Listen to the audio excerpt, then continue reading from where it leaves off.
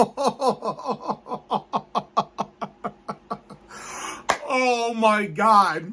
I finally came around to watching the 6 foot nothing music video from my girl Jenna Davis. Since the weather outside here in Northeast Ohio is frigid, which is a good day to make a YouTube video indoors. What a way to close out the month of June on YouTube. And starting this week, we record episodes of the Brookport documentary called Sandhurst Stories with my grandparents. And then when there's a lot to uncover. Holy shit. I mean, we gotta start with that Jenna Davis music video. But they're pretty good at telling me my outfit's cute, buying me expensive food.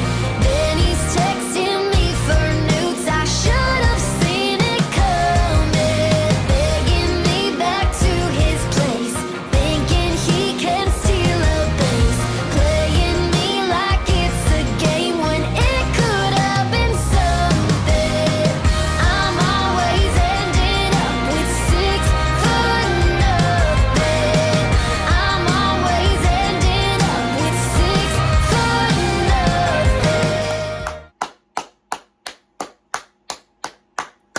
Well done, Jenna Davis. Well done. I mean, there's a lot to unpack from that video. And well, as you know, this upcoming halfway point of season 4 of Fun in the Sun, aka the 2024 Sandy Ridge Redemption, which I will save that for the second half of this video. So the 6 foot nothing video. So I felt like since today was frigid in Northeast Ohio to the point where we couldn't go outside, and don't get it twisted, you spooky season stands, because I thought the Christmas stands as well as the cold weather lovers and winter fans were bad enough. I've been very generous not to roast you guys, but after you guys I got a sense of false hope today with how frigid it is here in Northeast Ohio today. Well, no more Mr. Nice Guy, because tomorrow, the next warm adventure, whether it be tomorrow or especially the day after, y'all are getting roasted on my next post on my community tabs and my Facebook. So therefore, watch y'all backs. But tangents aside, let's go over Jenna Davis' 6 foot nothing video, since today was the perfect day to make appropriately the last YouTube video of June inside rather than outside. So therefore, every single girl, generic girl that was in the bedroom scene with we saw the pillow fight at the end, which I'm going to get this out of the way now. That was really cool that Jenna Davis wanted a pillow fight, in the video. Barely squeeze it in as the last part of the video where all the feathers are going everywhere. And, we had a pillow fight scene in Livin' La Vida Labyrinth with Kelly Berglund, back when it was when that series started as a Mark and Friends, fanfic, which was basically technically originally a spin-off of the Victorious fanfics, which is sitting behind this tripod-like phone camera holder thing. Well, season 1 was a true Victoria spinoff, and season 2 went from a Mark Oliveira's Victoria spinoff to a partial La Vida Lab Rats takeover, and then by season 3 it became a full-on La Vida Lab Rats takeover. So, in the one episode we celebrated the Christmas birthdays, which was our annual traditional, last episode before the Christmas episode at Dave and Buster's, an opening cutscene of the season 3 version of that episode. We had a pillow fight in the beginning of that to open up this opening cutscene, but it wasn't here in my bedroom. It was next door in my mom's bedroom, where I think one of my neighbors, Vinny Farrago, was smaller. He almost broke Chase's PS4. I mean, that's a tangent I'm going to save for another day, another video. But I've had a history of implementing pillow fights in my fictional creations. So therefore, Jenna Davis and I have something in common, in terms of creative ideas for fictional stuff, whether it be music videos or fan fiction. But that was a good idea, Jenna. I love it. But anyway, those generic girls had their own short love story, short story of their love life gone wrong. But Jenna's was the longest one, and obviously because that was the whole point of her writing that song, where she'd get to sing a long story about it, rather just tell a short story about it like the other generic girls did. And I've been trying to figure out the dance little by little. Eventually I'll fully master it. Then I'm starting to nail the song a little bit in terms of the lyrics. I mean, I know a little bit of it now because I've heard it enough times. Once I hear it more times to the point where it gets where I hear it so many times, I'm going to nail the whole song. I mean, I'm a Ricky Martin fan first, and I also enjoy other genre songs, music, artists, and songs and everything. Like, smooth jazz music. I grew up with it and FM radio in Detroit and even Cleveland. And video game music from PS1 and PS2, because that just goes to explain how old I am to the new generation, this current generation. Which, to the current generation, the PS4 and the PS5 are to them what the PS1 and PS2 was to the people in my generation that's my age, But as much as those are my main priorities in music, but my backup priorities, like honorable mention, are the music from like show peeps. I did get burnt out last spring and summer with the show stuff after doing it for 6 years from fall to spring, and then a full-on Nickelodeon and Disney Channel, summer season. As this strike short season would have been my 7th this past season with the strikes and everything. And then this upcoming season would have been my 8th when Wendy McClendon and Kobe's NBC show was premiering. I was looking forward to that, and I was looking forward to the summer 2023 TV Mega Mix, but just wasn't meant to be because, the old saying, nothing lasts forever. But anyway, I'm going off topic, mutating topics. You're mutating them, and you're going on these random tangents. But I'm here to talk about Jenna's song. I mean, I'm going to do more TikToks of this song.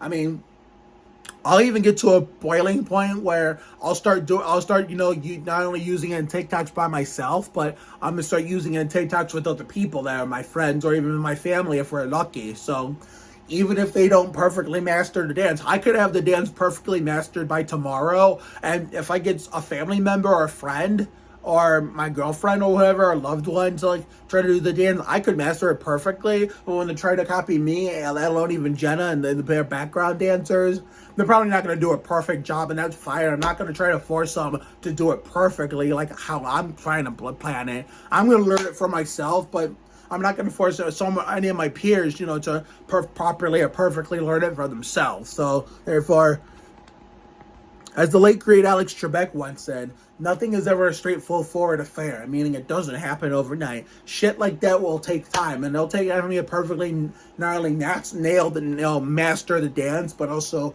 nail the lyrics. But Jenna did a hell of a job writing the song, making it, singing it, and putting the music video together. I mean, some of the lyrics, she kind of changed up a little bit, like telling me my outfit's cute. You know what? Not telling me my outfit was cute. Sending me some nudes or something like that. She changed it up at the end, so he is leaving me for dudes. I like that she put some variety into the lyrics. That way, it's not the same. She's not saying the same thing 2 or 3 times over and over. She says maybe the same thing twice in the chorus, but then the third chorus, towards the end, she says something similar but different at the same time. So I love that she went for variety. So that way, she changes it up a little bit by not, notice that way she's not having the same wages over and over where people would get bored of the song. I mean, to be fair, I do like artists that you do have the same wages, but it never chased me away because I was been a loyal fan. So even if Jenna, repeated the same lyrics over and over, wouldn't chase me away as a fan. So therefore, also shout out to her quote unquote sister, Olivia Swearingen, who had that little that Comic-Con or whatever the yesterday and met a bunch of those people.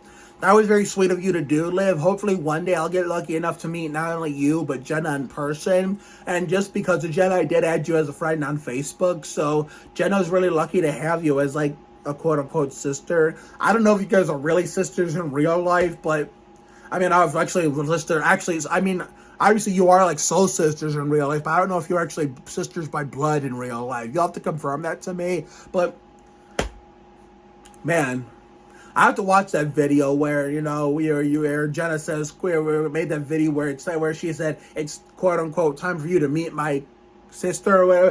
But anyway, that's for her and Liv to figure out for themselves and, tell us straight up. But anyway, that's going to do it for me. Tomorrow, okay, now here's where before I go, here's the plan.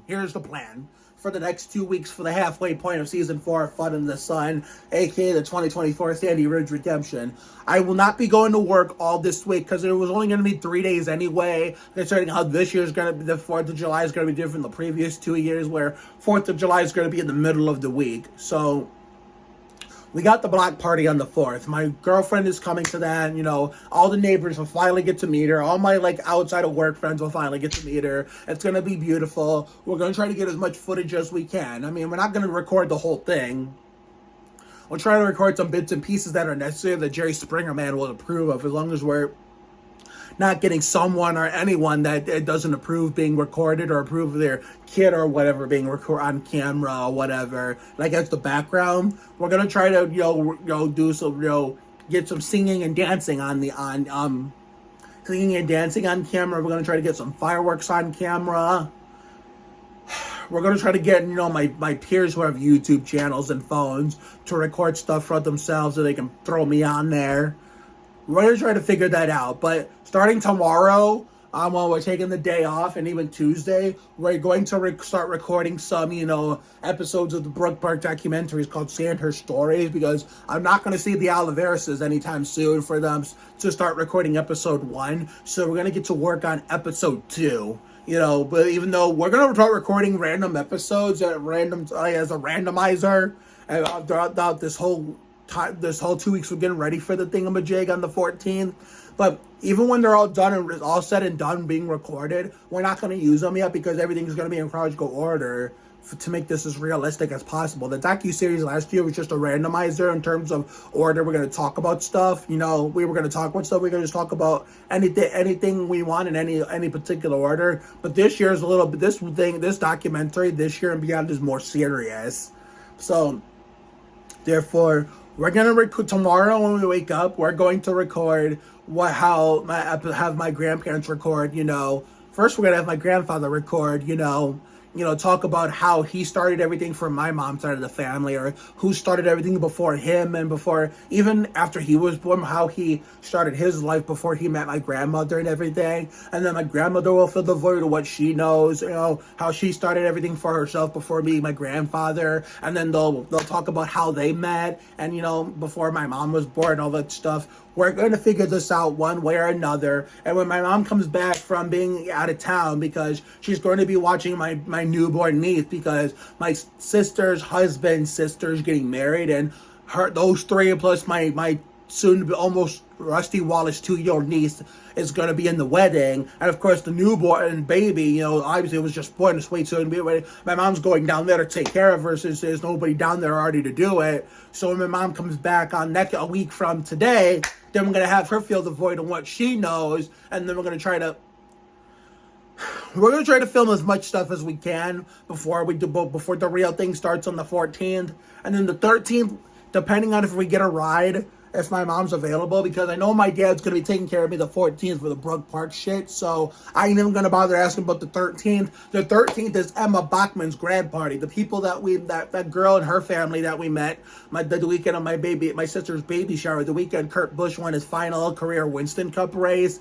So I did get invited. I really want to go, but the thing is, I'm not sure at the moment because I don't want to say I'm coming, but then all of a sudden something happens where I'm unable to be there, whether I don't have a ride or nobody's available or whatever, and then I disappoint them. So I did say I would keep them posted, saying whether or not I'm coming, and if I do find her, if my mom's able to do it, then I know my dad's not going to. Because my dad will still be telling me something. It's either Brook Park, I either take you to home days or I take you to the grad party. I can't take you to both because that's how my dad is. Because you already know he's going to do that. So that's why I'm relying on my mom to do it, depending on how much more healthier she becomes since that, how do I describe it? Since that horrific injury she suffered, during the last legs of the early stages of season 3 of Winter Wonderland during the last holiday season. But yeah, so that's the 13th, and the 14th is home days, and the 15th we take our last day off for a week indefinitely because we have to improve the attendance. I did get approval from my mom and one of the vice constantes to take this week off. So, considering it's only going to be 3 days, so there's really no point. So we're gonna go all of next week to prepare for Brook Park, and hopefully, if when the time's right, record some footage of people telling stories or whatever more that my grandparents have to say, after when they got to Sally, and then how they got to Sandhurst by starting at Sally and all the other stuff, And then the 13th is the grad party, hopefully. 14th is the home days. The 15th, we're going to rest. And 16th, the second half of season 4, Fun in the Sun, starts the 2024 Sandy Ridge Redemption kicks off. So I just wanted to let you know what in the world is going on, and if you don't see anything at work this week on YouTube or TikTok, you'll know why. Because there's 3 days left to go from the 4th of July festivities. And then the Brook Park stuff. Then we rest the 15th, and then we kick off the second half. Try to keep going all the time to work unless it's necessary to take time off, because we're gonna reduce our days off, and then sometime around that time, then Real Life Need for Speed on bikes will start. So have a good night tonight and a better day tomorrow. Take care, everyone. Good night. And again, congratulations to Jenna Davis on that new song, 6 Foot Nothing, and all the major success she's had. Much love to her, and of course, shout out to her quote-unquote sister, Olivia Swearingen. I will see you all for that next video, whatever that may be, and July starts tomorrow. So again, be careful what you wish for, because you just might get it. I know we weren't able to go to Middleburg this year to record any episodes of Brook Park documentary called Sandhurst Story, because my sister had the baby, but next year for season 5 of Fun in the Sun, we will, I promise you that. I will address more of that in the weeks, days, and months to come as we get through the rest of the season. But anyway, I will see you all tomorrow for whatever we have to ring in the month of July before and of course we start. Anyway, the halfway point of season 4 Fun in the Sun, and it's 2024 Sandy Ridge Redemption, starts tomorrow, and it's going to be a 2-week time span of 4th of July, and then Brook Park, and then the second half begins on the 16th. So therefore, slow down, summer. Where the fuck did half of it go? But anyway, time for me to get the fuck out of here. Congratulations, Jenna. Much love to you and Olivia. So see you later, everyone. But the pretty